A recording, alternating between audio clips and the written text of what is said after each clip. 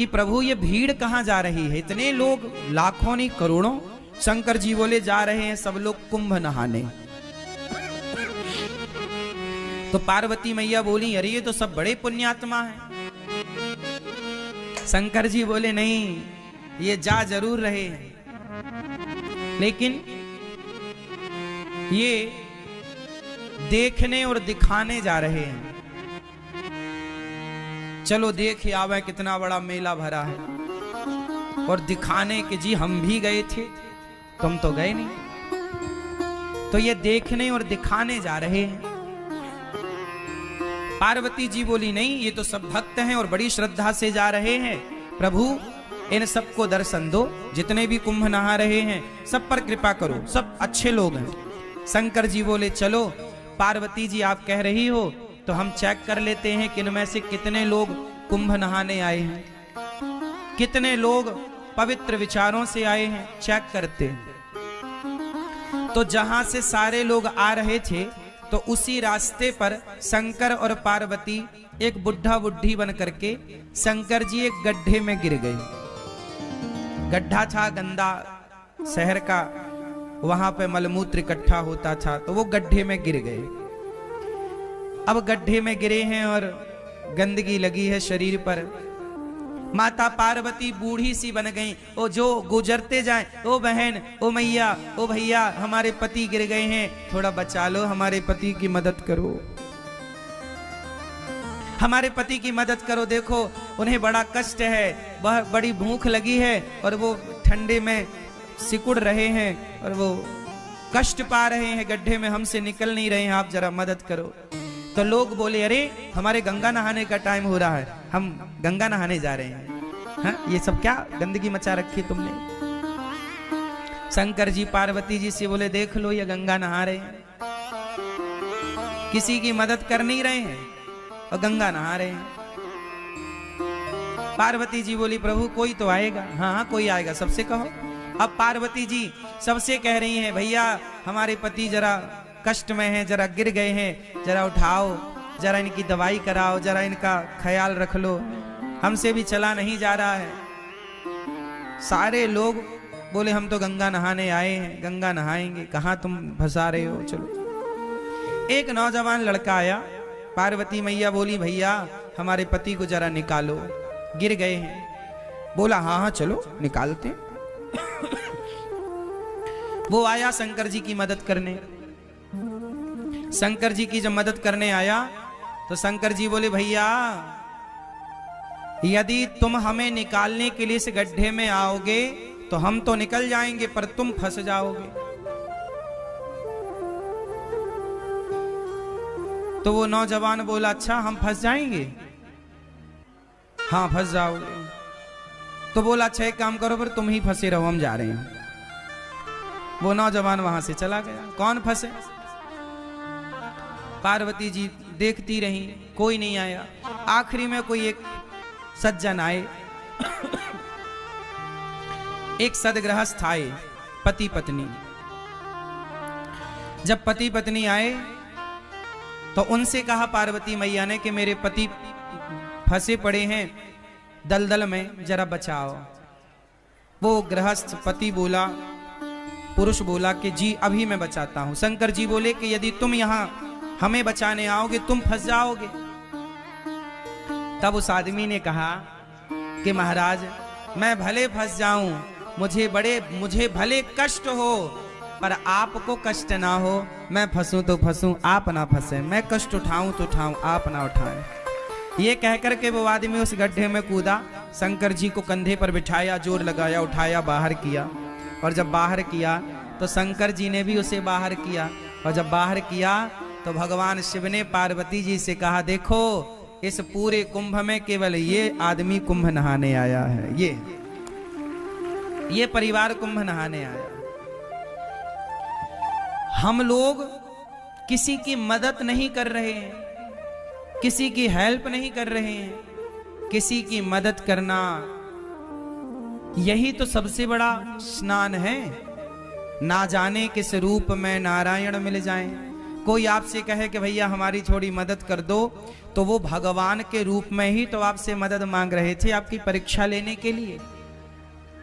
इसलिए ये बात केवल मैं कुंभ के लिए नहीं बोल रहा हूं, कहीं भी जाओ, घर पे भी रहो, गांव में भी रहो, गली में भी रहो, अपने शहर में भी रहो, तो सबकी मदद करो।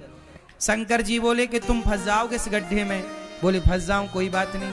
जो स्वयं दुखी होकर औरों का दुख दूर करता है वही सबसे बड़ा भक्त है। शंकर जी ने कहा तुम थोड़ी दुखी होगे, शंकर जी ने उसे दर्शन दिया। और दर्शन क्या दिया, शंकर पार्वती उसे अपने साथ ले गए, चलो वहीं आनंद से रहना। तो ये है दर्शन। अब हम लोग क्या करते हैं, कहीं भोजन बट रहा है, प्रसाद बट रहा है, तो हम स्वयं आगे होकर के अपना लेते हैं और दूसरे की थाली में धक्का लगे तो लगे, उसका गिरे तो गिरे, हमें मिलना चाहिए। मोर पेट हाहू मैं ना देहूं काहू। आदमी ये नहीं चाह रहा है कि पहले तुम ले लो, नहीं नहीं, पहले हम। और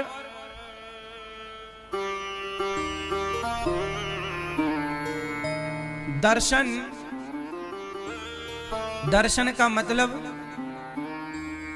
लोग समझ ही नहीं रहे। धाम में आओ ना, प्रयाग जी में आओ, वृंदावन आओ, यमुना जी आओ, अयोध्या जी जाओ, जहां भी जाओ वहां क्या करना चाहिए। अच्छा ये बताओ, गंगा जी में जब आप डुबकी लगाए तो किस तरफ मुंह करके डुबकी लगाए? स्नान कैसे करना चाहिए? सुनो, स्नान करने की भी एक विधा है। तीर्थों में स्नान कैसे करना चाहिए? सुनो, सबसे पहले गंगा जी जाओ, तो जाओ कैसे पहले ये समझो। अपने कमरे में ही फ्रेश हो करके आधा स्नान अपने कमरे में कर लो। फ्रेश हो जाओ, थोड़ा आधा स्नान कर लो, क्योंकि गंगा अपने आप में एक मंदिर है। गंगा अपने आप में कौन है? मंदिर। तो मंदिर में हम बिना नहाए जाते हैं कि नहा कर? तो गंगा जी जाने के पहले अपने कमरे में मलमूत्र से निवृत्त होकर के मंजन ब्रश कर लो कमरे में, यहीं पर जो व्यवस्थाएं हैं तंबू में, और स्नान कर लो आधा, क्योंकि शौच करने के बाद नहाना चाहिए। तो कमरे में आधा नहा लो। जो कपड़े पहनकर शौच करो वो कपड़े गीले करना चाहिए, वही कपड़े पहनकर नहीं। तो शौच करने के बाद नहा लो आधा, फिर नहा करके आप फिर गंगा जी जाओ, नहा करके आधा नहा लो, फिर गंगा जी जाओ पवित्र हो करके, फिर वहां जाके सबसे पहले गंगा मैया को प्रणाम करना चाहिए। जाके ये नहीं सीधे पांव डाल दे, नहीं, सबसे पहले गंगा जी के पास बैठ के हाथ से गंगा मैया का पहले तो मस्तक झुकाकर गंगा मैया को प्रणाम करो, फिर हाथों से थोड़ा जल उठाकर सबसे पहले अपने मस्तक पर डालो। कहाँ डालो? अपने मस्तक पर जल डालो। हे गंगा मैया हमारे माथे पर विराजिए। हे गंगा मैया आपकी कृपा से सदा सब लोग सुखी रहें, सब प्रसन्न रहें, और हे गंगा मैया हमारी भक्ति दिनों दिन बढ़े, हम सदा प्रभु का स्मरण करते रहें। एक क्षण के लिए मैं भगवान को कभी भूलूं नहीं। हे गंगा मैया मैं भगवान को कभी भूलूं नहीं। हे नाथ मैं आपको कभी भूलूं नहीं। हे गंगा मैया आखिरी सांस तक मैं आपका दर्शन करने आती रहूं, अपने पांव से चलकर अपनी आंखों से आपको देखती रहूं, और आपकी कृपा से आपका दर्श परस करते, भगवान का नाम सुनते सुनते, भगवान की कथा सुनते सुनते मेरे प्राण जाए मैया, यही वरदान दो। आपका नाम जपते जपते, भगवान का गुणगान गाते गाते प्राण जाएं। और ये जो बाल बच्चे हैं, बाल गोपाल हैं, बच्चे हैं, ये भी बड़े होकर सदा आपके प्रति श्रद्धा का भाव रखें, ये भी आपके प्रति प्रेम रखें। गंगा मैया को प्रणाम करो।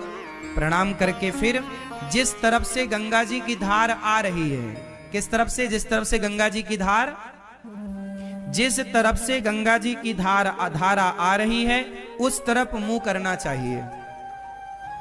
जिस तरफ गंगा जी की धारा, जैसे धारा इस तरफ से आ रही है, बहकर इस तरफ जा रही है, तो जिस तरफ धारा आ रही है उस तरफ मुंह करके और फिर गंगा मैया को प्रणाम करते हुए स्नान करना चाहिए, डुबकी लगानी चाहिए।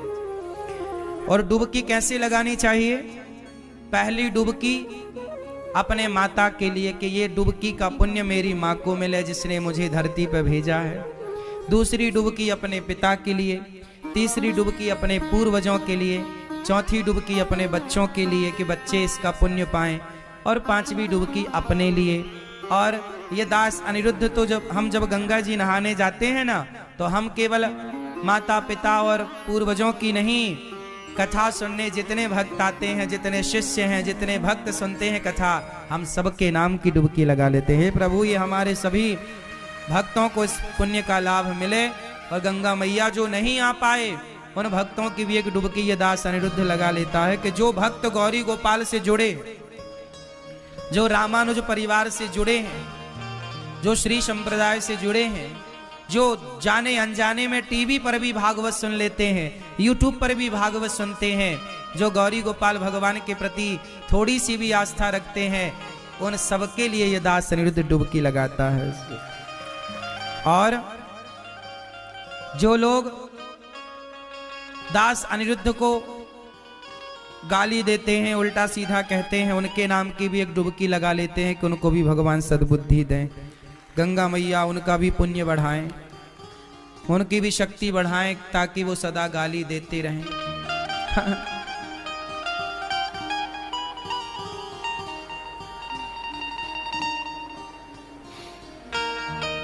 क्योंकि बैलेंस बना के चलना चाहिए ना। यदि आपको अच्छा कहने वाले लोग हैं तो आपको बुरा कहने वाले लोग भी होंगे, इसलिए आप लोग घबरा जाते हैं कि मुझे बुरा कह दिया। लेकिन ये दास अनिरुद्ध उन बुरा कहने वाले लोगों के नाम की भी गंगा जी में एक डुबकी मार लेता है कि भैया उनका भी भला हो।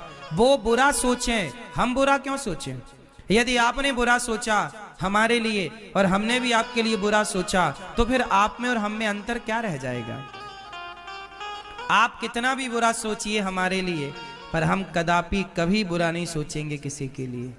आप सोच रहे हैं वो आपके संस्कार हैं, जो हम सोचेंगे वो हमारे संस्कारों का परिचय होगा। हम क्यों पाप ला दें? आप दीजिए गालियां, हम थोड़ी देंगे। आप अपना स्वभाव का परिचय दे रहे हैं, हम अपने स्वभाव का परिचय दे रहे हैं। जो व्यक्ति स्वप्न में भी, सपने में भी किसी का बुरा नहीं सोचता ना मेरी माँ, तुम दिल के साफ बनो बस यहाँ से। जिस दिन तुम यहाँ से सच्चे हो जाओगे ना, दुनिया साथ दे ना दे, भगवान साथ देते हैं मेरी माँ।